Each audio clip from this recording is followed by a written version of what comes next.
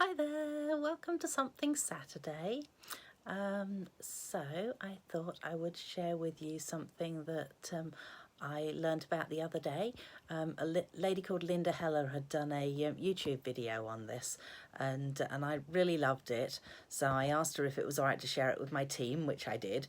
And then I thought I might as well make up a little video to show you what I did with it too. It feels really weird when I'm doing this because I know that like the camera is over there, which is where I'm looking currently, but then if I look at myself on it, it looks like I'm looking elsewhere, which is very strange.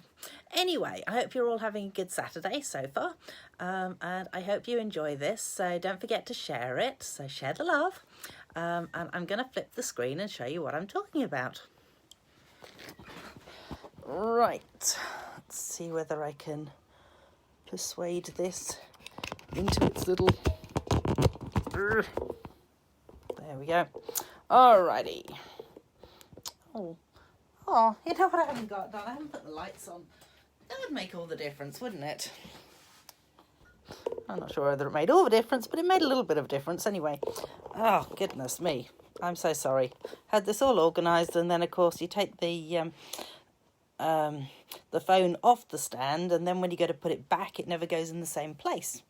So, anyway, what I wanted to show you was how to create your own pearlized cardstock.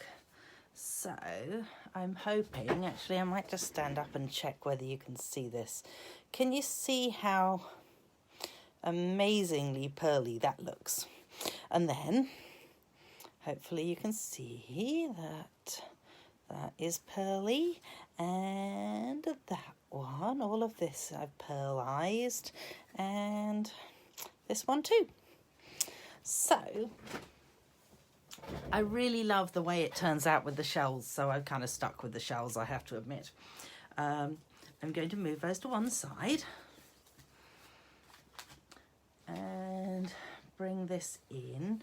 So I've gone ahead, and this is just the plain, I think this one is the pool party cardstock. So this is what it looks like before you pearlize it. Okay, this is what it looks like after it's pearlized, but I'm going to show you how. What you need is, you need a blending brush, and you need some of the Frost White all-purpose ink. Give it a good shake, and you also need a little something to tip this onto. I'm just gonna tip a blob of it onto there. I'll just give that a bit of a brush off.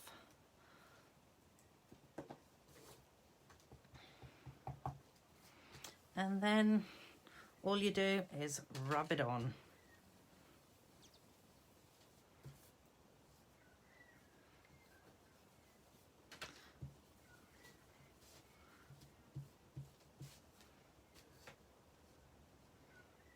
And that is how you go from that to wow. I know, right? It's cool, isn't it?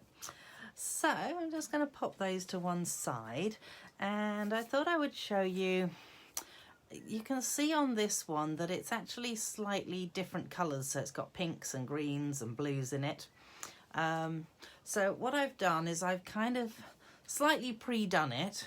I'm not sure it's going to turn out quite as well, but all I've done is literally with my dauber, I've just gone around, and it's actually incredibly rough compared to the other one that I did, because I have a feeling that I may have done this one with my other blending brushes. So excuse the fact this one wasn't done that way, and I'm curious to see how it turns out. So let's just carry on with this.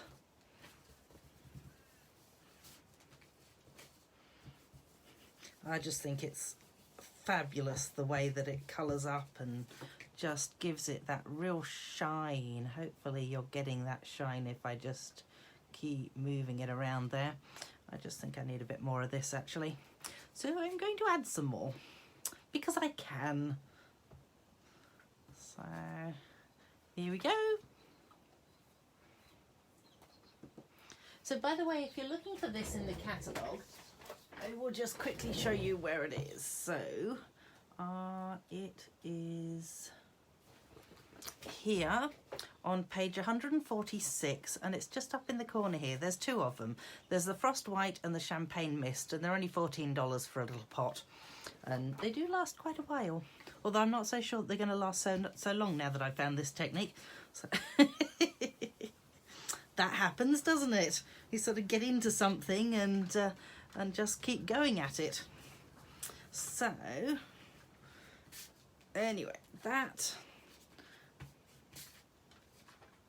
is just going to keep disappearing on me if I keep going like that. Now the other thing I will do is quickly show you that that does not have to stay dirty.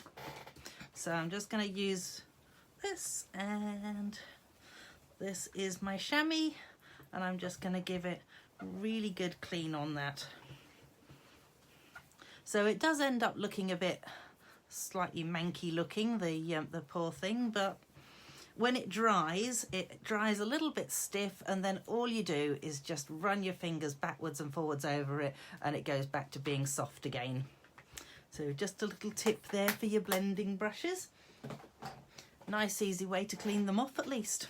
All right, so then I want to cut this out. So this is an amazing suite. I don't know if I've shown you this one before or not. Where's the rest of it gone to? So there is this stamp set, Friends Are Like Seashells. Now the cool thing is that this seashell fits inside there.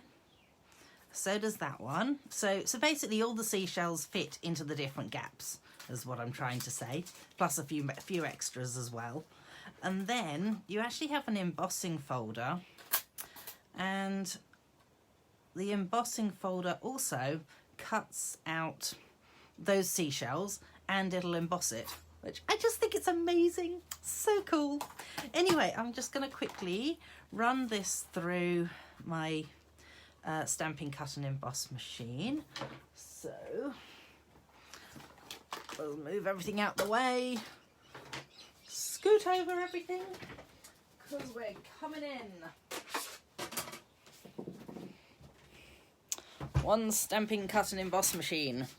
We'll put that on, we'll put that on, and we'll chuck that onto there. Maybe if it'll fit. I'm sure it fitted earlier, so it ought to be able to fit now. And run that through.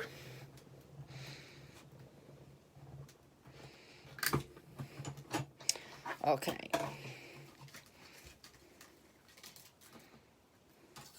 So that now gives me half of the picture, as it were. Let's pop that over there and get rid of the gunk.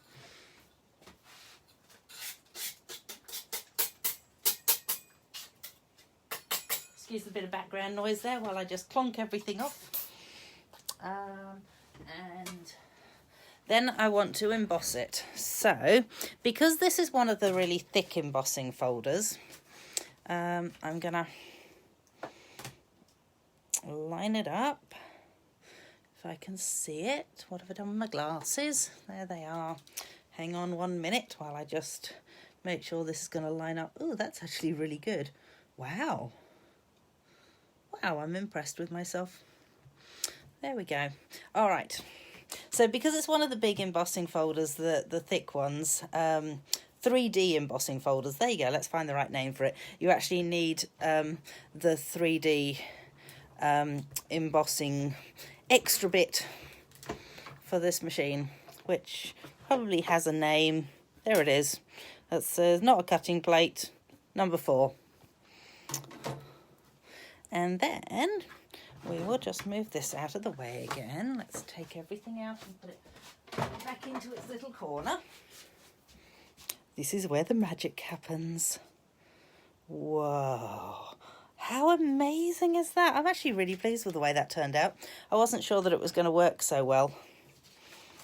Oh, come on, off you come. Oh, but yeah, Wow. I'm really hoping you're getting the same effect that I am, because it's just so amazing.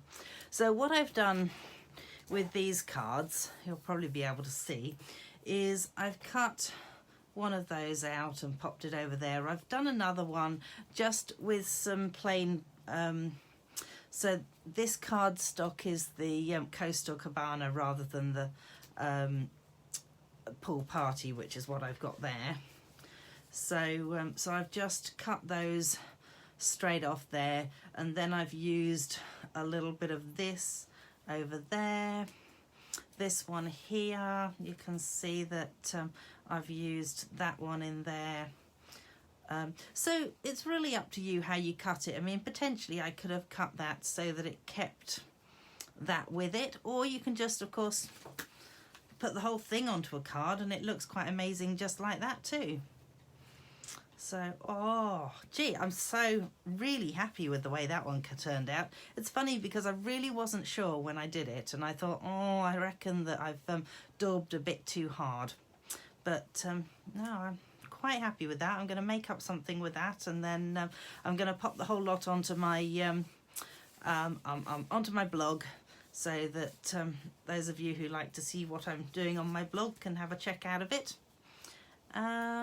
And that is my little thing for today. It's kind of short and sweet, but I hope you like it. And if you've got some of this the Frost White shimmer paint, have a go with it.